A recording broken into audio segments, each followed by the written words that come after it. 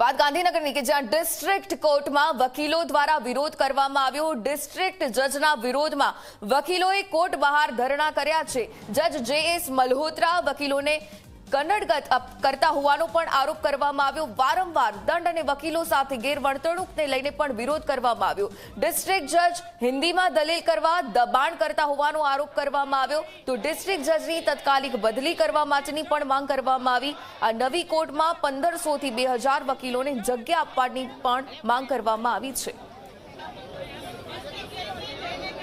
District જજ જે.એસ. મલ્હોત્રા સાહેબ વિરુદ્ધ અસહકારની લડત અમે ચાલુ કરેલી હોય, ડિસ્ટ્રિક્ટ જજનું વકીલો પ્રત્યેનું ખરાબ વર્તન હોય, તેમજ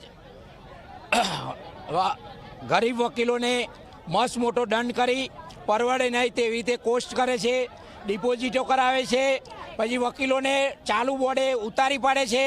પછી ખાસ વસ્તુ, ડિસ્ટ્રિક્ટ જજ આઉટ ઓફ સ્ટેટના હોવાથી તેમને ગુજરાતી આવડતું ના હોય, તેઓ હિન્દીમાં દલીલો કરે છે, જેથી અમારા વકીલોને હિન્દી, ગુજરાતી, ઇંગ્લિશ બધું ટ્રાન્સલેશન કરીને એમને રજૂઆતો કરવી પડે છે। લેખિતમાં ગુજરાતી દલીલો લેતા નથી।